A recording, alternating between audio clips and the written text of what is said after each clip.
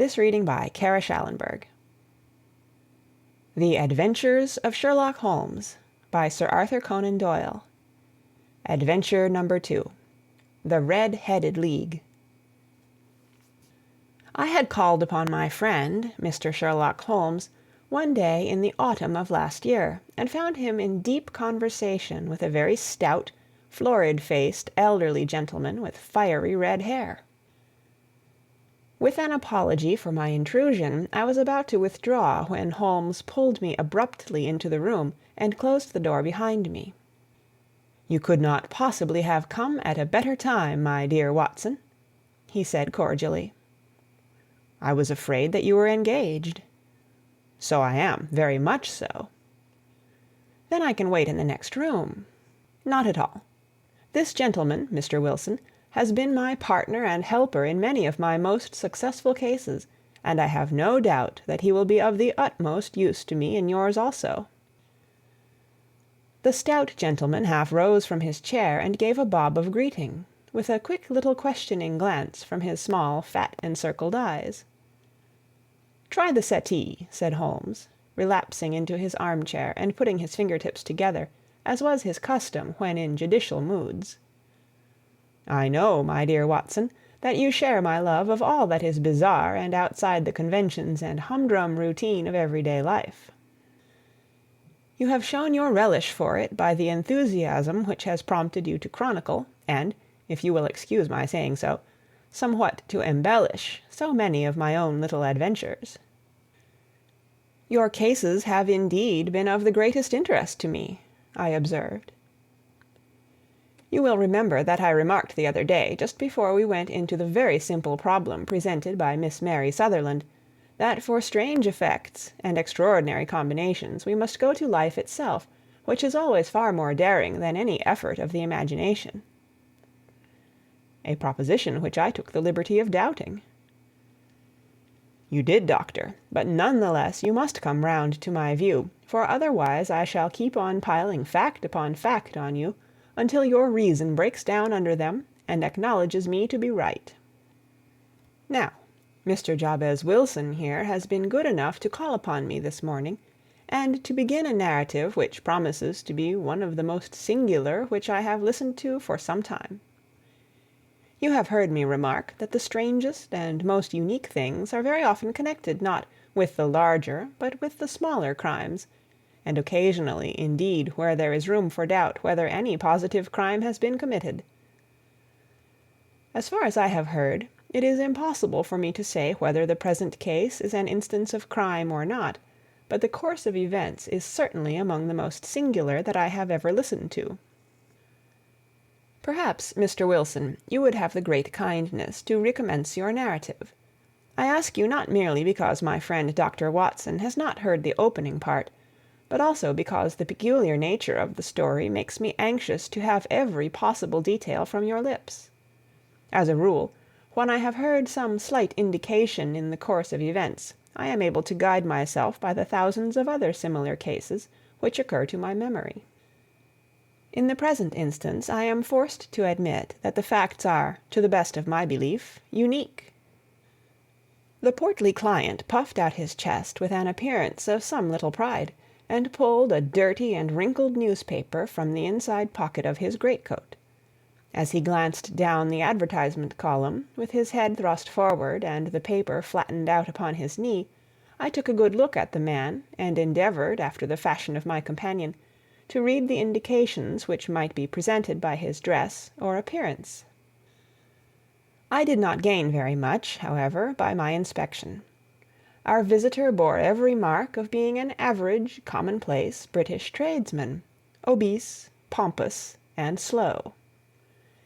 He wore rather baggy grey shepherd's check trousers, a not over-clean black frock-coat, unbuttoned in the front, and a drab waistcoat with a heavy brassy Albert chain, and a square pierced bit of metal dangling down as an ornament. A frayed top hat and a faded brown overcoat with a wrinkled velvet collar lay upon a chair beside him. Altogether, look as I would, there was nothing remarkable about the man save his blazing red head, and the expression of extreme chagrin, and discontent upon his features. Sherlock Holmes's quick eye took in my occupation, and he shook his head with a smile as he noticed my questioning glances. Beyond the obvious facts that he has at some time done manual labor, that he takes snuff, that he is a Freemason, that he has been in China, and that he has done a considerable amount of writing lately, I can deduce nothing else. Mr. Jabez Wilson started up in his chair, with his forefinger upon the paper, but his eyes upon my companion. "How, in the name of good fortune, did you know all that, Mr. Holmes?" he asked. "How did you know, for example, that I did manual labor? It's as true as gospel, for I began as a ship's carpenter." "Your hands, my dear sir. Your right hand is quite a size larger than your left. You have worked with it, and the muscles are more developed." "Well, the snuff, then, and the Freemasonry." "I won't insult your intelligence by telling you how I read that, especially as, rather against the strict rules of your order, you use an arc and compass breastpin." "Ah, of course, I forgot that. But the writing?" "What else can be indicated by that right cuff, so very shiny for 5 inches, and the left one with the smooth patch near the elbow where you rested upon the desk?" "Well, but China?" "The fish that you have tattooed immediately above your right wrist could only have been done in China. I have made a small study of tattoo marks, and have even contributed to the literature of the subject. That trick of staining the fish's scales of a delicate pink is quite peculiar to China. When, in addition, I see a Chinese coin hanging from your watch-chain, the matter becomes even more simple." Mr. Jabez Wilson laughed heavily. "Well, I never," said he. "I thought at first that you had done something clever, but I see that there was nothing in it after all." "I begin to think, Watson," said Holmes, "that I make a mistake in explaining. Omne ignotum pro magnifico, you know, and my poor little reputation, such as it is, will suffer shipwreck if I am so candid. Can you not find the advertisement, Mr. Wilson?" "Yes, I have got it now," he answered, with his thick red finger planted halfway down the column. "Here it is. This is what began it all. You just read it for yourself, sir." I took the paper from him and read as follows: "To the Red-Headed League. On account of the bequest of the late Ezekiah Hopkins, of Lebanon, Pennsylvania, USA, there is now another vacancy open which entitles a member of the League to a salary of £4 a week for purely nominal services. All red-headed men who are sound in body and mind and above the age of 21 years are eligible. Apply in person on Monday at 11 o'clock to Duncan Ross, at the offices of the League, 7 Pope's Court, Fleet Street." "What on earth does this mean?" I ejaculated after I had twice read over the extraordinary announcement. Holmes chuckled and wriggled in his chair, as was his habit when in high spirits. "It is a little off the beaten track, isn't it?" said he. "And now, Mr. Wilson, off you go at scratch and tell us all about yourself, your household, and the effect which this advertisement had upon your fortunes. You will first make a note, Doctor, of the paper and the date." "It is the Morning Chronicle of April 27th, 1890, just 2 months ago." "Very good. Now, Mr. Wilson." "Well, it is just as I have been telling you, Mr. Sherlock Holmes," said Jabez Wilson, mopping his forehead. "I have a small pawnbroker's business at Coburg Square, near the city. It's not a very large affair, and of late years it has not done more than just give me a living. I used to be able to keep 2 assistants, but now I only keep 1, and I would have a job to pay him but that he is willing to come for half wages, so as to learn the business." "What is the name of this obliging youth?" asked Sherlock Holmes. "His name is Vincent Spaulding, and he's not such a youth either. It's hard to say his age. I should not wish a smarter assistant, Mr. Holmes, and I know very well that he could better himself and earn twice what I am able to give him. But, after all, if he is satisfied, why should I put ideas in his head?" "Why, indeed? You seem most fortunate in having an employee who comes under the full market price. It is not a common experience among employers in this age. I don't know that your assistant is not as remarkable as your advertisement." "Oh, he has his faults, too," said Mr. Wilson. "Never was such a fellow for photography, snapping away with a camera when he ought to be improving his mind, and then diving down into the cellar like a rabbit into its hole to develop his pictures. That is his main fault, but on the whole he's a good worker. There's no vice in him." "He is still with you, I presume?" "Yes, sir. He and a girl of 14 who does a bit of simple cooking and keeps the place clean. That's all I have in the house, for I am a widower and never had any family. We live very quietly, sir, the three of us, and we keep a roof over our heads and pay our debts, if we do nothing more." The first thing that put us out was that advertisement. Spaulding, he came down into the office just this day 8 weeks, with this very paper in his hand, and he says, "I wish to the Lord, Mr. Wilson, that I was a red-headed man." "Why's that?" I asks. "Why," says he, "here's another vacancy on the League of the Red-Headed Men. It's worth quite a little fortune to any man who gets it, and I understand that there are more vacancies than there are men, so that the trustees are at their wits' end what to do with the money. If my hair would only change color, here's a nice little crib all ready for me to step into." "Why, what is it then?" I asked. You see, Mr. Holmes, I am a very stay-at-home man, and as my business came to me instead of my having to go to it, I was often 3 weeks on end without putting my foot over the doormat. In that way I didn't know much of what was going on outside, and I was always glad of a bit of news."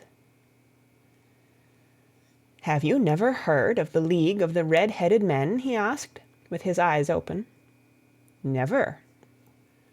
"Why, I wonder at that, for you are eligible yourself for one of the vacancies." "And what are they worth?" I asked. "Oh, merely a couple of hundred a year, but the work is slight, and it need not interfere very much with one's other occupations." Well, you can easily think that that made me prick up my ears, for the business has not been over good for some years, and an extra couple of hundred would have been very handy. "Tell me all about it," said I. "Well," said he, showing me the advertisement, "you can see for yourself that the League has a vacancy, and there is the address where you should apply for particulars. As far as I can make out, the League was founded by an American millionaire, Ezekiah Hopkins, who was very peculiar in his ways.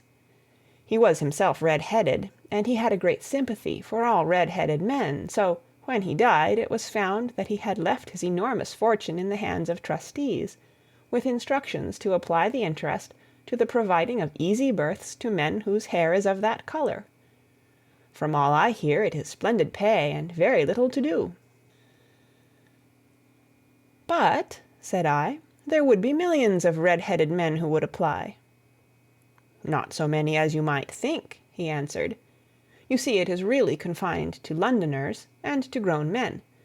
This American had started from London when he was young, and he wanted to do the old town a good turn. Then again, I have heard it is no use your applying if your hair is light red, or dark red, or anything but real bright, blazing, fiery red. Now, if you cared to apply, Mr. Wilson, you would just walk in, but perhaps it would hardly be worth your while to put yourself out of the way for the sake of a few £100. Now, it is a fact, gentlemen, as you may see for yourselves, that my hair is of a very full and rich tint, so that it seemed to me that if there was to be any competition in the matter, I stood as good a chance as any man that I had ever met.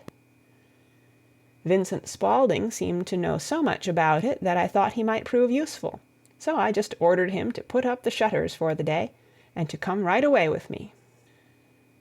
He was very willing to have a holiday, so we shut the business up and started off for the address that was given us in the advertisement.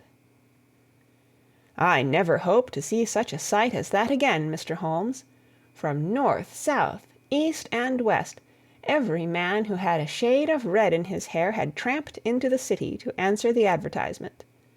Fleet Street was choked with red-headed folk, and Pope's Court looked like a coster's orange barrow. I should not have thought there were so many in the whole country as were brought together by that single advertisement. Every shade of colour they were: straw, lemon, orange, brick, Irish setter, liver, clay. But, as Spaulding said, there were not many who had the real vivid flame-coloured tint. When I saw how many were waiting, I would have given it up in despair, but Spaulding would not hear of it. How he did it I could not imagine, but he pushed and pulled and butted until he got me through the crowd and right up to the steps which led to the office. There was a double stream upon the stair, some going up in hope and some coming back dejected, but we wedged in as well as we could, and soon found ourselves in the office. "Your experience has been a most entertaining one," remarked Holmes, as his client paused and refreshed his memory with a huge pinch of snuff. "Pray continue your very interesting statement." There was nothing in the office but a couple of wooden chairs and a deal table, behind which sat a small man with a head that was even redder than mine. He said a few words to each candidate as he came up, and then he always managed to find some fault in them which would disqualify them. Getting a vacancy did not seem to be such a very easy matter after all. However, when our turn came, the little man was much more favourable to me than to any of the others, and he closed the door as we entered, so that he might have a private word with us. "This is Mr. Jabez Wilson," said my assistant, "and he is willing to fill a vacancy in the League." "And he is admirably suited for it," the other answered. "He has every requirement. I cannot recall when I have seen anything so fine." He took a step backward, cocked his head on one side, and gazed at my hair until I felt quite bashful. Then suddenly he plunged forward, wrung my hand, and congratulated me warmly on my success. "It would be injustice to hesitate," said he. "You will, however, I am sure, excuse me for taking an obvious precaution." With that he seized my hair in both his hands and tugged until I yelled with the pain.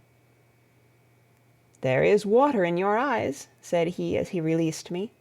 "I perceive that all is as it should be, but we have to be careful, for we have twice been deceived by wigs and once by paint. I could tell you tales of cobbler's wax which would disgust you with human nature." He stepped over to the window and shouted through it at the top of his voice that the vacancy was filled. A groan of disappointment came up from below, and the folk all trooped away in different directions, until there was not a red head to be seen except my own, and that of the manager.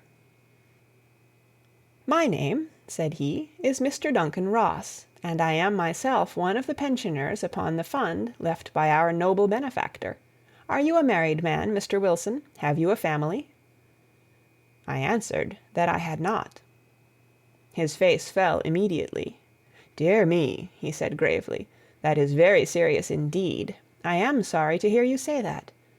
The fund was, of course, for the propagation and spread of the redheads as well as for their maintenance. It is exceedingly unfortunate that you should be a bachelor." My face lengthened at this, Mr. Holmes, for I thought that I was not to have the vacancy after all, but after thinking it over for a few minutes, he said that it would be all right. "In the case of another," said he, "the objection might be fatal, but we must stretch a point in favor of a man with such a head of hair as yours. When shall you be able to enter upon your new duties?" "Well, it is a little awkward, for I have a business already," said I. "Oh, never mind about that, Mr. Wilson," said Vincent Spaulding. "I should be able to look after that for you." "What would be the hours?" I asked. 10 to 2. Now, a pawnbroker's business is mostly done of an evening, Mr. Holmes, especially Thursday and Friday evening, which is just before payday, so it would suit me very well to earn a little in the mornings. Besides, I knew that my assistant was a good man, and that he would see to anything that turned up. "That would suit me very well," said I. "And the pay?" "Is £4 a week." "And the work?" "Is purely nominal." "What do you call purely nominal?" "Well, you have to be in the office, or at least in the building, the whole time. If you leave, you forfeit your whole position forever. The will is very clear upon that point. You don't comply with the conditions if you budge from the office during that time." "It's only 4 hours a day, and I should not think of leaving," said I.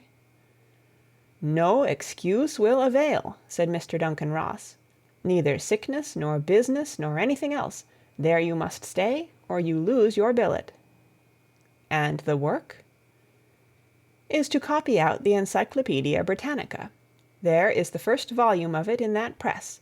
You must find your own ink, pens, and blotting paper, but we provide this table and chair. Will you be ready tomorrow?"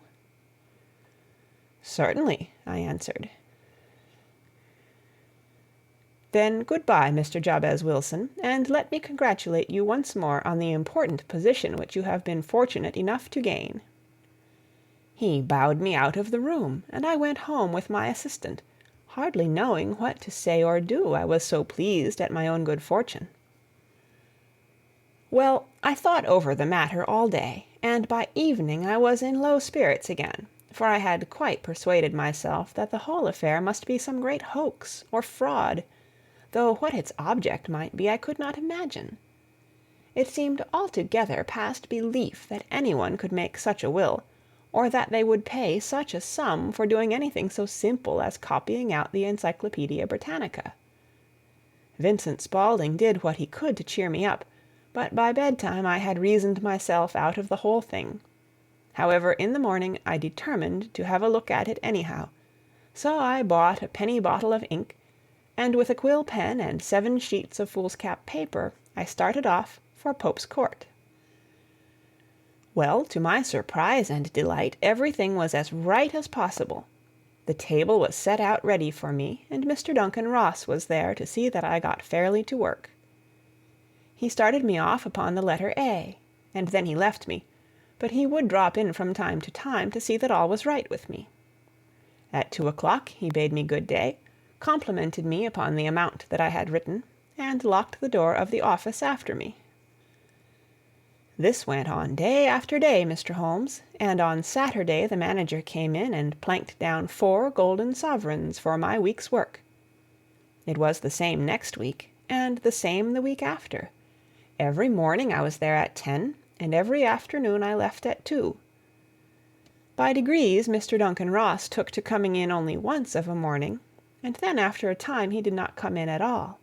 Still, of course, I never dared to leave the room for an instant, for I was not sure when he might come, and the billet was such a good one and suited me so well that I would not risk the loss of it. 8 weeks passed away like this, and I had written about abbots, and archery, and armor, and architecture, and Attica, and hoped with diligence that I might get on to the B's before very long. It cost me something in foolscap, and I had pretty nearly filled a shelf with my writings. And then suddenly the whole business came to an end. To an end? Yes, sir, and no later than this morning. I went to my work as usual at 10 o'clock, but the door was shut and locked, with a little square of cardboard hammered on to the middle of the panel with a tack. Here it is, and you can read for yourself. He held up a piece of white cardboard about the size of a sheet of notepaper. It read in this fashion: "The Red-Headed League is dissolved. October 9, 1890. Sherlock Holmes and I surveyed this curt announcement, and the rueful face behind it, until the comical side of the affair so completely overtopped every other consideration that we both burst out into a roar of laughter. "I cannot see that there is anything very funny," cried our client, flushing up to the roots of his flaming head. "If you can do nothing better than laugh at me, I can go elsewhere." "No, no," cried Holmes, shoving him back into the chair from which he had half risen. "I really wouldn't miss your case for the world. It is most refreshingly unusual. But there is, if you will excuse my saying so, something just a little funny about it. Pray, what steps did you take when you found the card upon the door?" "I was staggered, sir. I did not know what to do. Then I called at the offices round, but none of them seemed to know anything about it. Finally, I went to the landlord, who is an accountant living on the ground floor, and I asked him if he could tell me what had become of the Red-Headed League. He said that he had never heard of any such body. Then I asked him who Mr. Duncan Ross was. He answered that the name was new to him."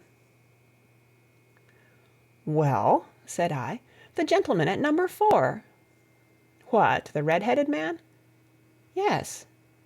"Oh," said he, "his name was William Morris. He was a solicitor, and was using my room as a temporary convenience until his new premises were ready. He moved out yesterday." "Where could I find him?"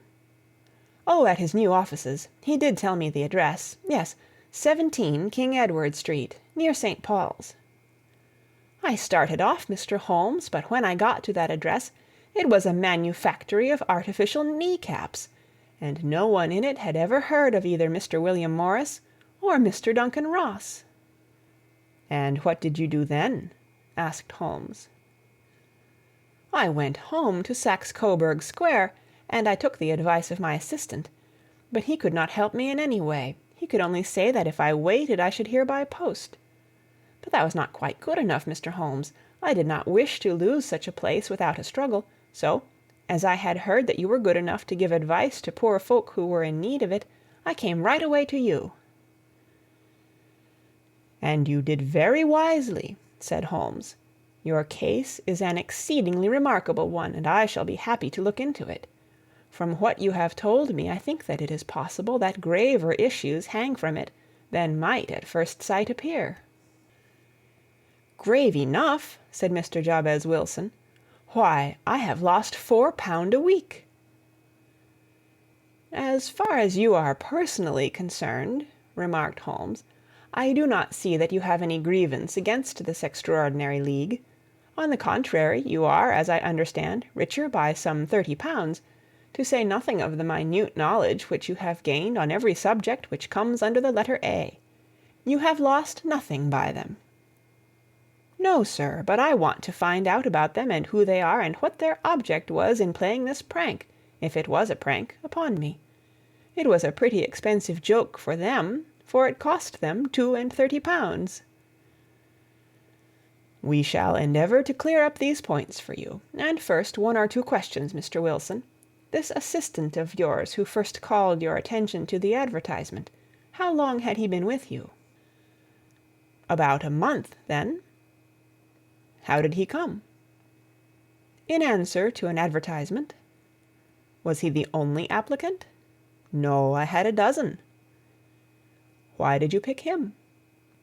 "Because he was handy and would come cheap." "At half wages, in fact?"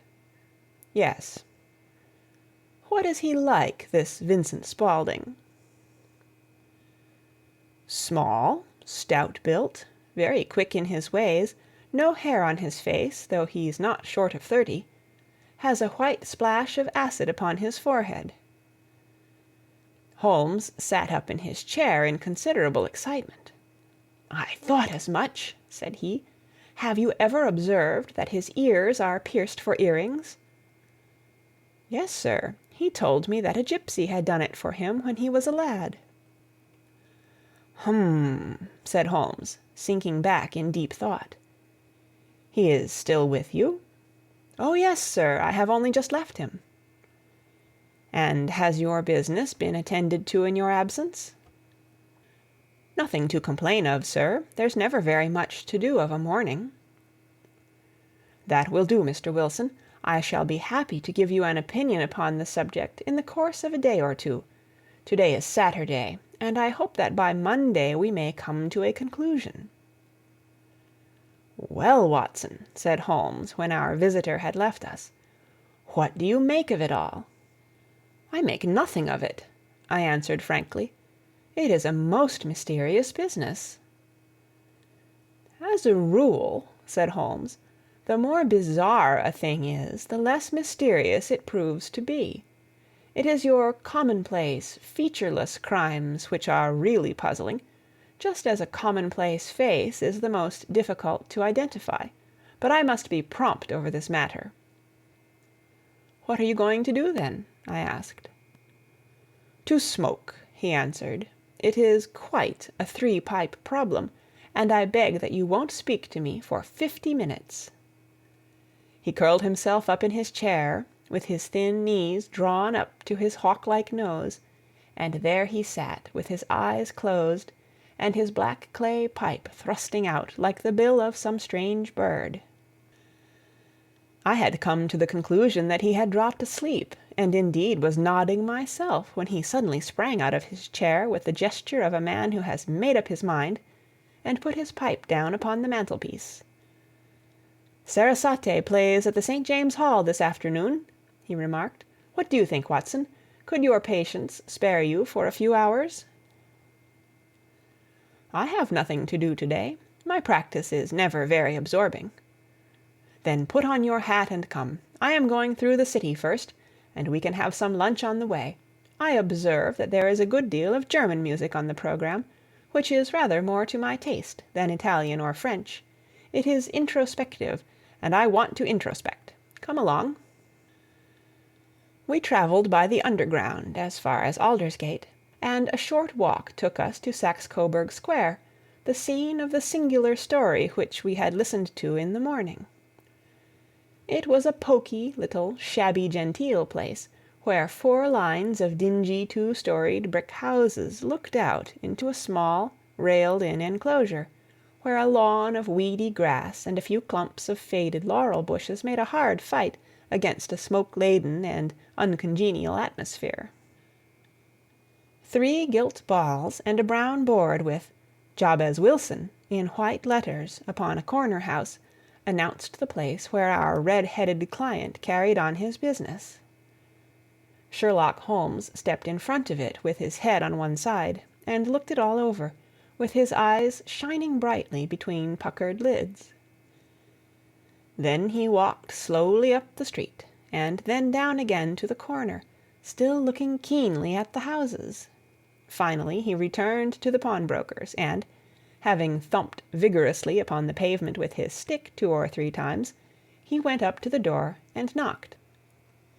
It was instantly opened by a bright-looking, clean-shaven young fellow, who asked him to step in. "Thank you," said Holmes. "I only wished to ask you how you would go from here to the Strand." "Third right, fourth left," answered the assistant promptly, closing the door. "Smart fellow, that," observed Holmes as we walked away. "He is, in my judgment, the 4th smartest man in London, and for daring I am not sure that he has not a claim to be 3rd. I have known something of him before." "Evidently," said I, "Mr. Wilson's assistant counts for a good deal in this mystery of the Red-Headed League. I am sure that you inquired your way merely in order that you might see him." "Not him." "What then?"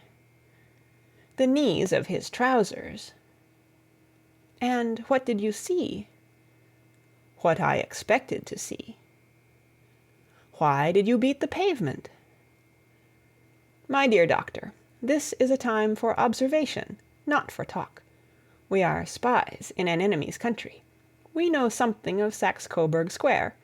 Let us now explore the parts which lie behind it." The road in which we found ourselves as we turned round the corner from the retired Saxe-Coburg Square presented as great a contrast to it as the front of a picture does to the back. It was one of the main arteries which conveyed the traffic of the city to the north and west. The roadway was blocked with the immense stream of commerce flowing in a double tide inward and outward, while the footpaths were black with the hurrying swarm of pedestrians. It was difficult to realize, as we looked at the line of fine shops and stately business premises, that they really abutted on the other side upon the faded and stagnant square which we had just quitted. "Let me see," said Holmes, standing at the corner and glancing along the line. "I should like just to remember the order of the houses here, It is a hobby of mine to have an exact knowledge of London. There is Mortimer's, the tobacconist, the little newspaper shop, the Coburg branch of the City and Suburban Bank, the vegetarian restaurant, and McFarland's carriage-building depot. That carries us right on to the other block. And now, Doctor, we've done our work, so it's time we had some play. A sandwich and a cup of coffee, and then off to violin land, where all is sweetness and delicacy and harmony, and there are no red-headed clients to vex us with their conundrums. My friend was an enthusiastic musician, being himself not only a very capable performer, but a composer of no ordinary merit. All the afternoon he sat in the stalls, wrapped in the most perfect happiness, gently waving his long, thin fingers in time to the music, while his gently smiling face and his languid, dreamy eyes were as unlike those of Holmes the sleuth-hound, Holmes the relentless, keen-witted, ready-handed criminal agent, as it was possible to conceive. In his singular character the dual nature alternately asserted itself, and his extreme exactness and astuteness represented, as I have often thought, the reaction against the poetic and contemplative mood which occasionally predominated in him. The swing of his nature took him from extreme languor to devouring energy, and, as I knew well, he was never so truly formidable as when, for days on end, he had been lounging in his armchair amid his improvisations and his black-letter editions.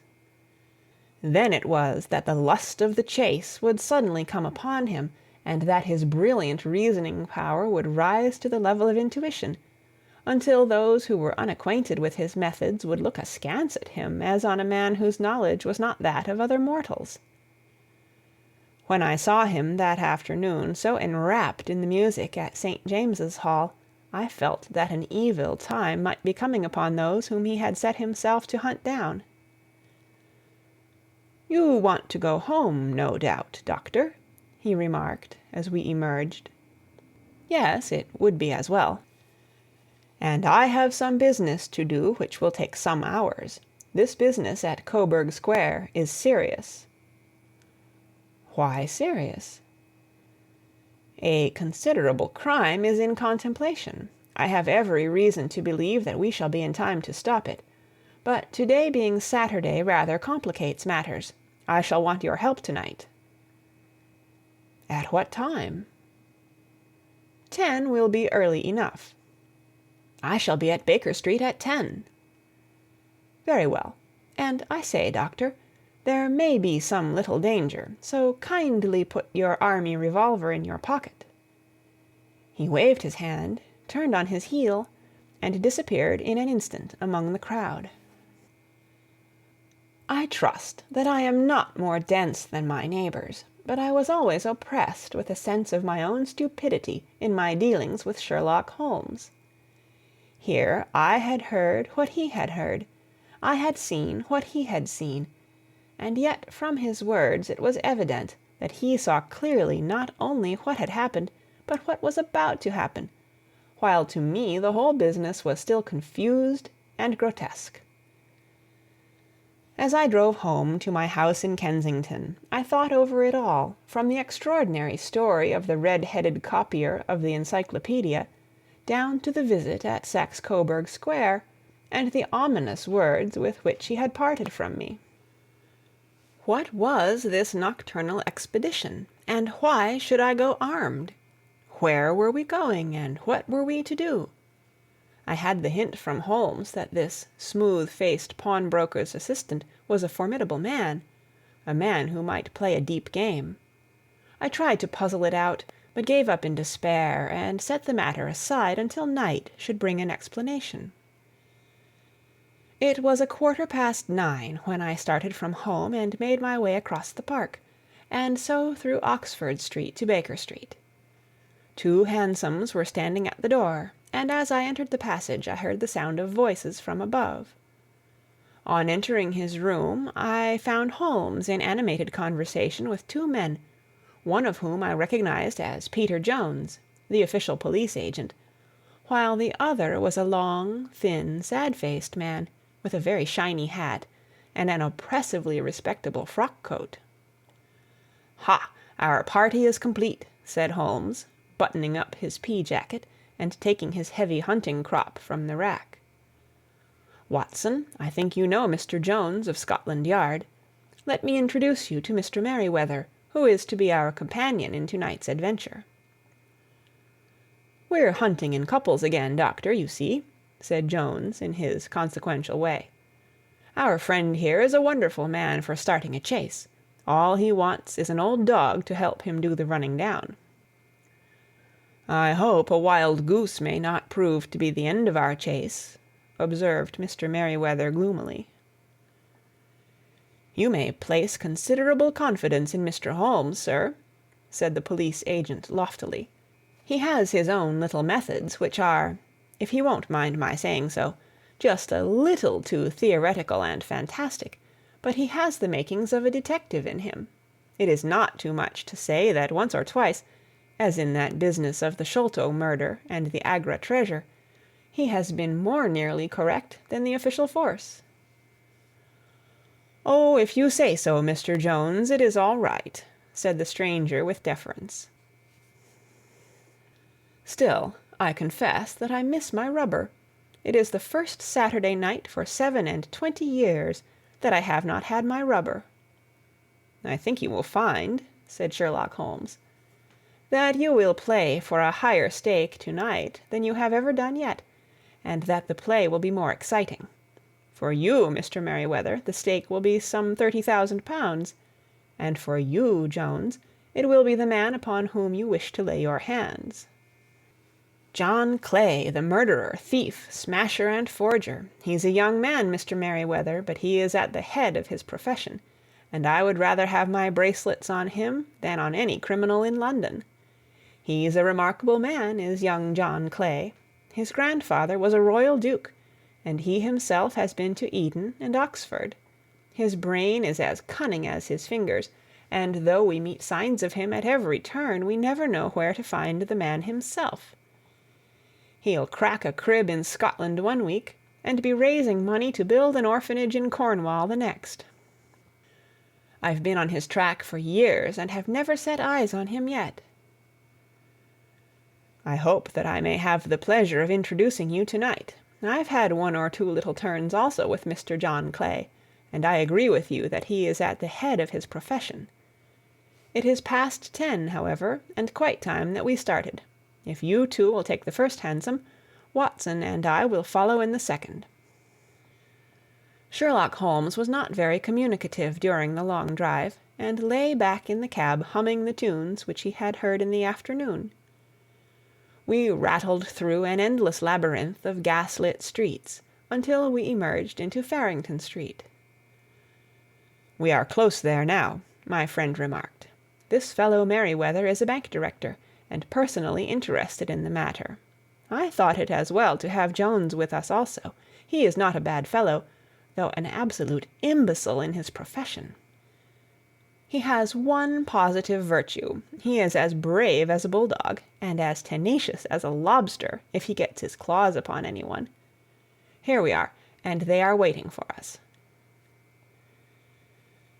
We had reached the same crowded thoroughfare in which we had found ourselves in the morning. Our cabs were dismissed, and, following the guidance of Mr. Merryweather, we passed down a narrow passage and through a side door, which he opened for us. Within there was a small corridor, which ended in a very massive iron grate. This also was opened, and led down a flight of winding stone steps, which terminated at another formidable gate.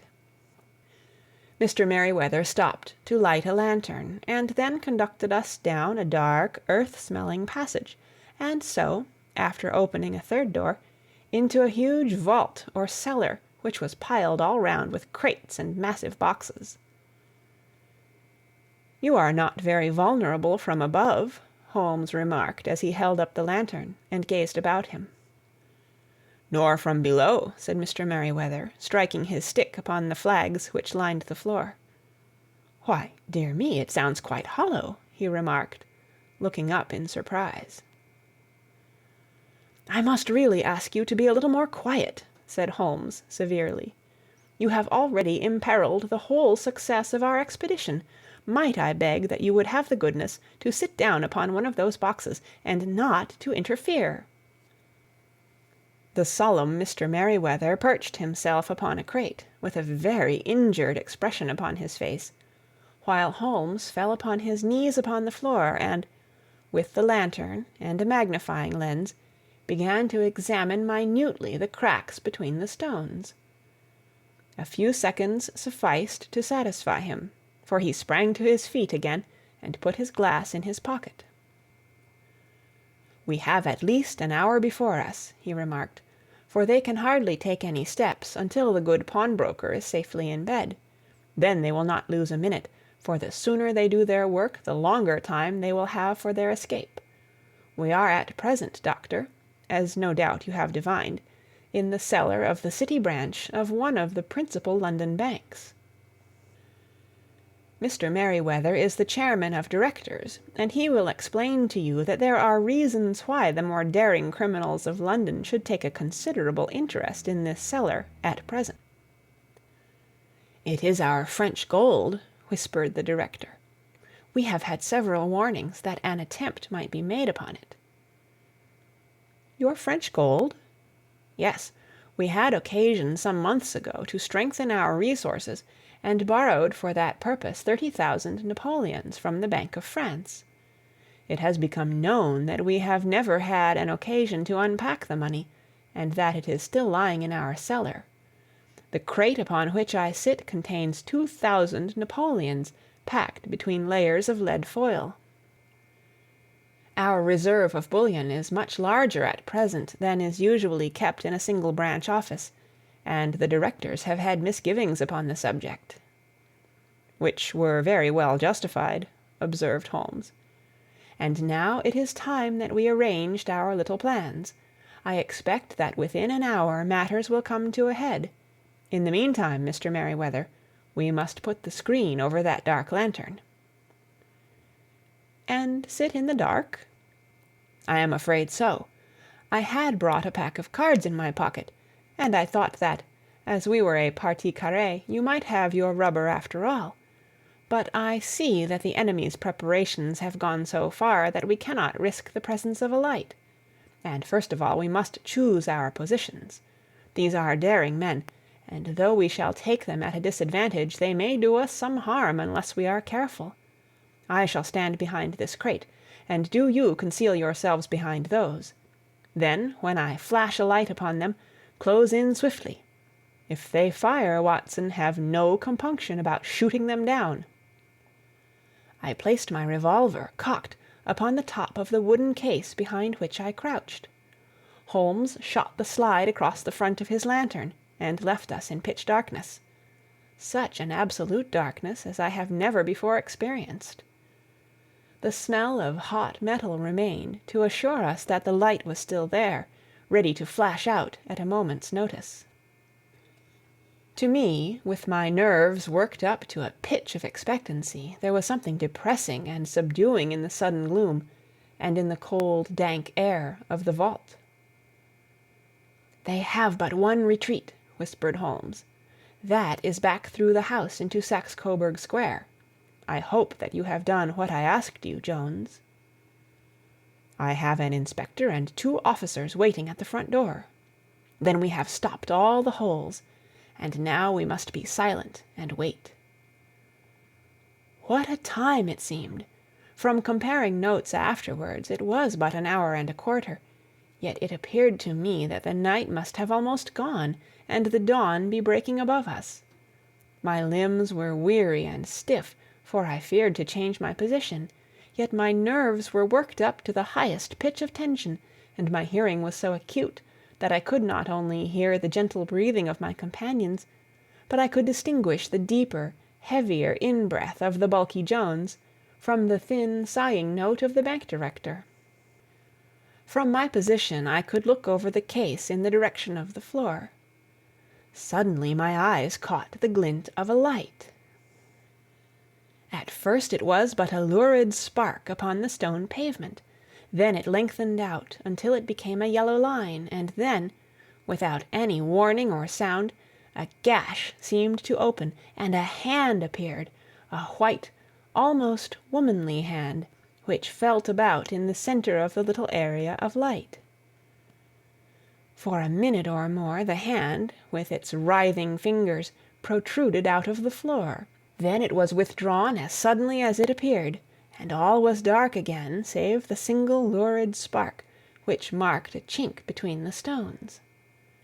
Its disappearance, however, was but momentary. With a rending, tearing sound, one of the broad white stones turned over upon its side, and left a square gaping hole, through which streamed the light of a lantern. Over the edge there peeped a clean-cut, boyish face, which looked keenly about it, and then, with a hand on either side of the aperture, drew itself shoulder-high and waist-high, until one knee rested upon the edge. In another instant he stood at the side of the hole and was hauling after him a companion, lithe and small like himself, with a pale face and a shock of very red hair. "It's all clear," he whispered. "Have you the chisel and the bags?" "Great Scott! Jump, Archie, jump, and I'll swing for it." Sherlock Holmes had sprung out and seized the intruder by the collar.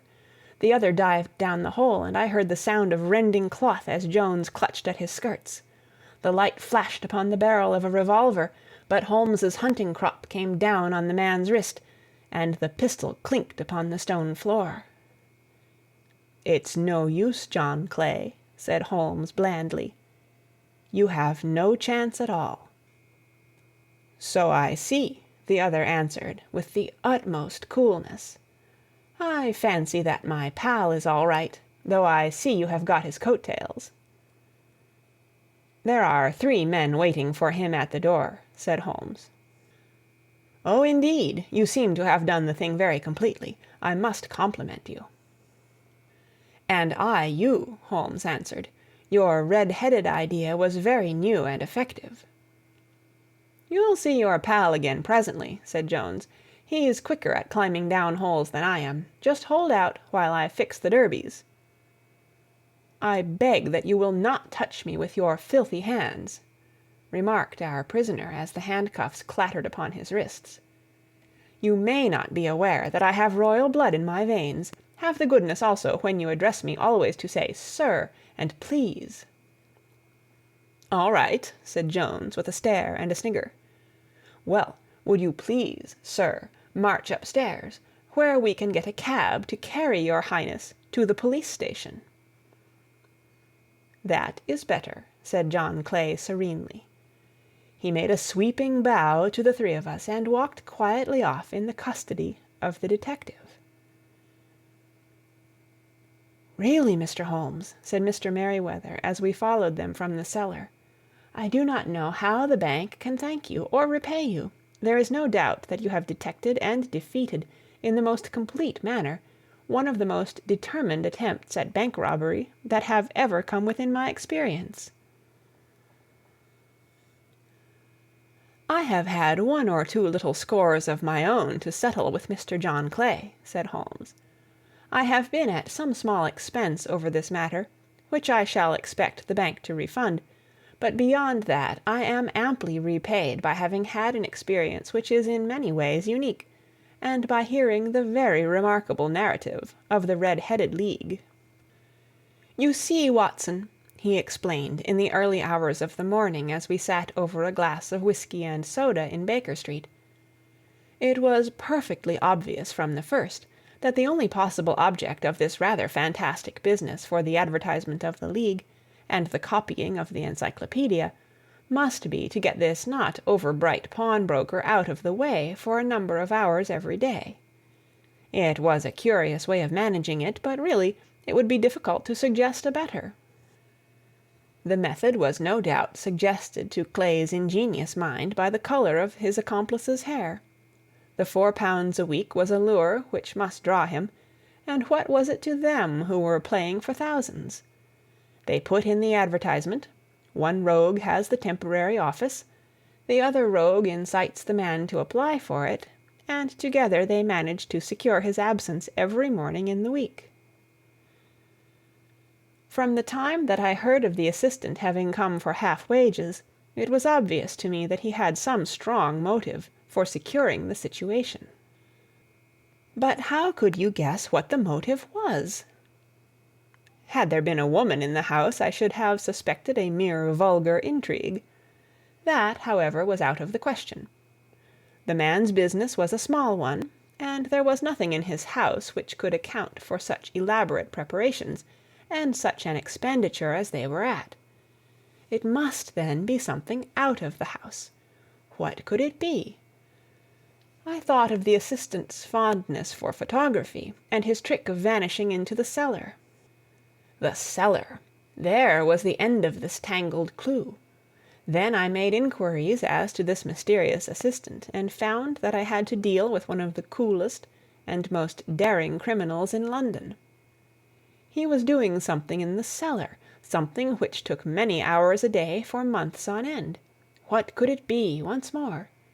I could think of nothing save that he was running a tunnel to some other building.